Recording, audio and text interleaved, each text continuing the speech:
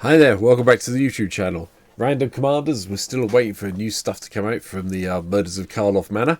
So we're still hitting the random button, and today we've got Borborygmos Enraged. Quite really useful, originally in Gatecrash, but however, this weekend, as you're watching this video, well, the weekend coming, I should say. You may be watching on Sunday evening, you may be watching on a Monday morning, is the release of Ravnica Remastered, which Borborygmos Enraged appears in again. So, anyway, for 2 red, 2 green, 8 mana, quite expensive for a 7/6 Cyclops. Yep, has trample, great. However, when it deals combat damage to a player, we get to reveal the top 3 cards of our library and put all the lands into our hand. Everything else goes in the graveyard, and then we can chuck a land away. And Borborygmos does 3 damage to any target or lightning bolts. Yeah. Yeah, took a lot of thinking about this one, I'll be honest. 8 mana is a lot for a commander. We know that, unless it's going to have some spectacular effect on the game there and then. Unfortunately, some of the commanders that do that have been banned. Or they're in one colour. Combat's fine, get to look at the top 3. The trouble is you're going to lose anything that isn't a land, so that's a bit of an issue. And then you get to discard a land and lightning bolt.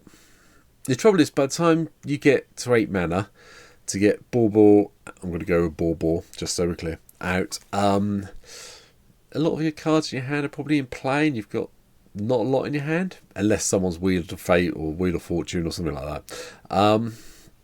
Time Twisted, not Wheel of Fate, what am I talking about? Time Twisted or something similar. Yeah, you can have a bit of an issue, but I think I've cracked it. So, if you haven't already, please hit the subscribe button, and here's what today's deck looks like. With the lands, there are exactly 40 lands in the deck.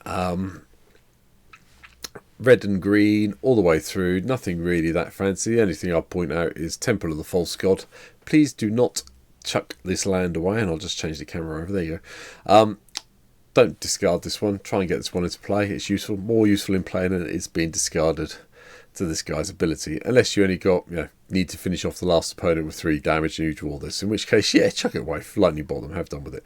Anyway, artifact ramp wise, Mox Tantalite, Soul Ring, Arcane Signet, Fire Diamond, Moss Diamond, Talisman of Impulse, Ruby Medallion, and Emerald Medallion help get the cost down. Yeah, having Borborygmos come down at 6 is a lot more palatable than coming down at 8. However, it's going to be difficult because as soon as they get killed off once, and they will get killed off, you're looking at 10 mana, so you've got to keep your mana in play.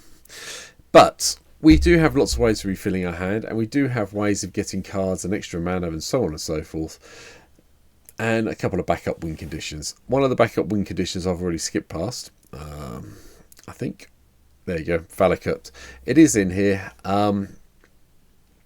We have at least 5 of the mountains in the deck. They're here, so we've got a little bit of extra damage coming in.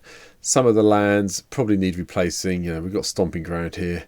There are a few of the other lands that have dual land types. I need to go and find them and put them in. I don't own the original OG group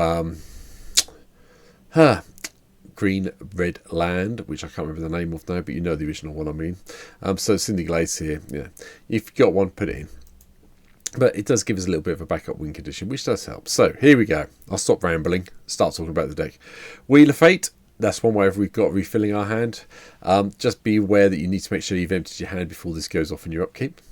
Winds of Change is quite nice. If you've got a whole load of cards in your hand that are not going to do anything, getting rid of them and playing this could really win you the game. Groundskeeper is useful in this thing because you can discard your forests and your mountains to Borbor and then return them for 2 mana. That seems pretty good to me, hence why it's here. Elixir of Immortality does it in 1 foul hit, gets you everything back in your library from your graveyard, as you know. Ancient Grudge, so we have a little bit of artifact removal for this deck. Dryad Green Seeker lets us look at the top card of our library and if it's a land, we get to put it in our hand. Explore lets us play an additional land and draw a card. Heroic Intervention keeps everything alive. And Life from the Loam. If there was ever a deck built for Life from the Loam in Commander, Borborygmos is Enraged is probably it. Green and 1, return up to 3 target land cards from your graveyard to your hand. Then you get to dredge 3. recast, dredge 3, recast, so on and so forth. Yeah, do it. Just keep doing it. It's all good. Shidiki Jukai Visionary also goes in the deck. You don't need to do the whole thing, but it's the whole channel ability, which is really useful. Return X target non-legendary cards from your graveyard to your hand. So if you've dumped a whole load of mana lands into your graveyard, you can pay some quite a high mana cost, to be fair, to return those lands to your hand and do it all again. It's probably worth it in the long run. Goblin Alchomancer keeps down the costs, reduces the casting cost for our stuff. And Ruination Rioter from Modern Horizons. I forgot this card existed. But when it dies, you may have it deal damage to target equal to the number of land cards in your graveyard. Okay then, thanks. I don't think there's anything really down here I've missed apart from Howling Mine is also here. I did think I said Mindstone when we were doing the land early, but it's there. But Howling Mine's here, helps us draw more cards, more lands, we'll get there. Jessica's Will is also here, gives us a mana boost and some cards. Just remember you can't discard the cards that you exile to the ability. I might have forgotten, tried it once and realised I was a boo-boo.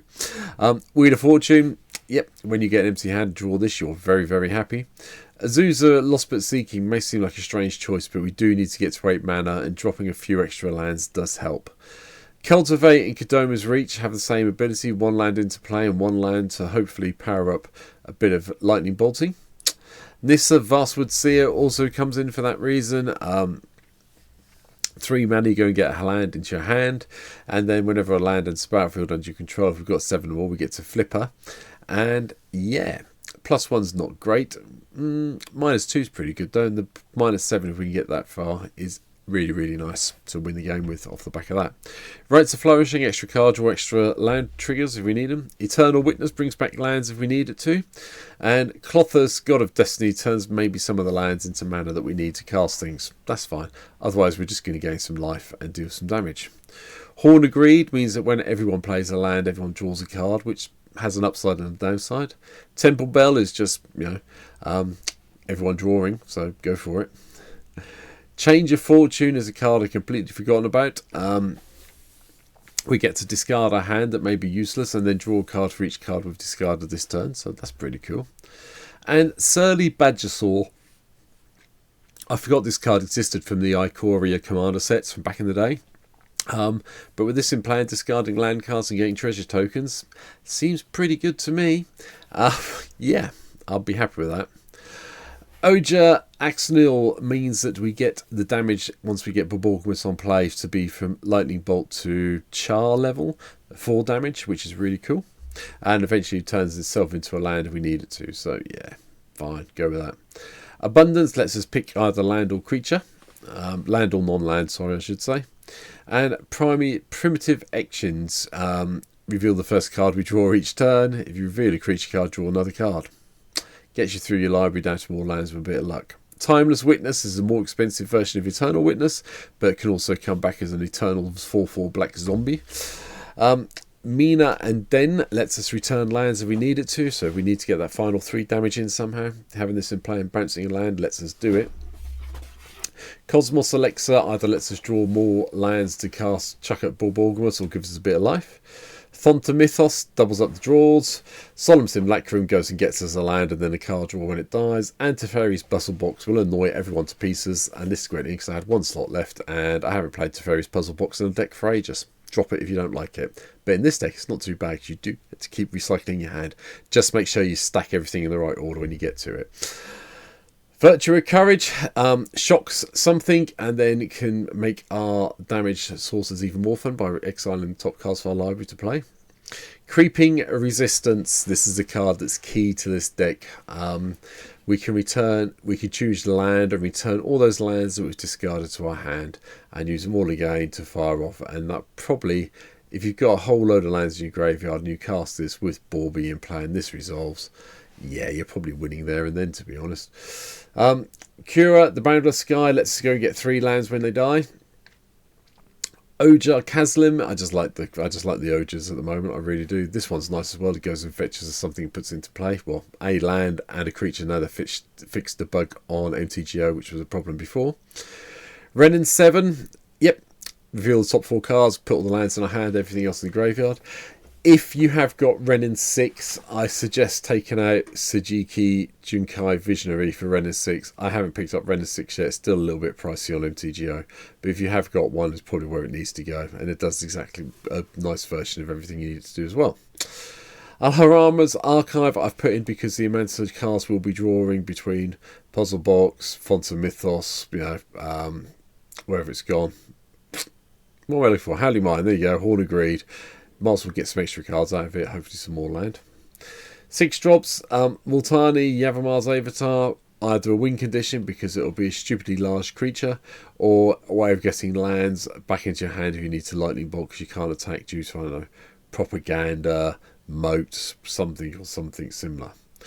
Waking the Trolls gives you a whole load of creatures eventually that you can attack with and do someone over with, and it also gives a way of doing a little bit of land destruction, you gaining an additional land. Avenger Ascendicar is another one of our big backup win conditions. Get this into play, hopefully make a whole load of plant tokens, and then just keep land falling to make sure that they get bigger. The last few cards in the deck. City on Fire. A little bit complicated to cast at 8 mana, but we have got ways of doing it. We can convoke with some of the other creatures and use some of our ramp. Very nice, triple up damage. Your lightning bolts then become 9 points each. You need a lot less lands in your hand to kill someone with, like that. Last March of the Ents is lovely because it can't be countered and lets you draw cards equal to greatest toughness amongst creatures you control. Probably will be 6. And then you get to put all the extra creatures you draw on the battlefield if you want to, which is quite nice. And Praetor's Council. Take everything from your graveyard back into your hand, exile the council. You have no maximum hand size for the rest of the game. Really does sort of like finish the game off for you quite happily. The Great Henge will be cheap, hence why I haven't called it a 9-drop for ages. It also pumps up the power and toughness of every creature we have, which will help the last March of the Ents, but obviously mainly Borborygmos. And the last 2 Expels. Nylea's Intervention to go and find all the land cards we might need at some stage, which will again fuel up Borborygmos. And Reap the Past. I like this one. If you've got 8 cards in your library and you've got 10 mana available, green, red and all of your mana will return all those cards at random from your graveyard to your hand. Just get this off as maximum amount of mana you can when you play it. But that's it. That is my take on Borborygmos Enraged. I hope you've enjoyed the video today. If you haven't played Borborygmos Enraged, have fun trying to get one at your pre-release at the weekend. I will be honest, probably worth, if you can pick it up, pack one, pick one, yes, but don't build around it in draft unless you get a whole load of ramp that goes with it. The talismans are there are some bits and pieces that will help. It's very much swings and roundabouts whether you can make it work in draft or not, so bear that in mind. But if you pick one up just to play in Commander, I think you'll have a lot of fun building a Commander deck like this. But for now, I'll be back tomorrow with yet another deck tech. Hopefully you've hit the subscribe button, hit the bell icon, hit the like icon, leave me a comment, anything that helps me get my videos noticed by the lovely YouTube algorithm will be greatly appreciated. But for now, thanks for watching, take care, and I'll see you tomorrow in the next one. Bye.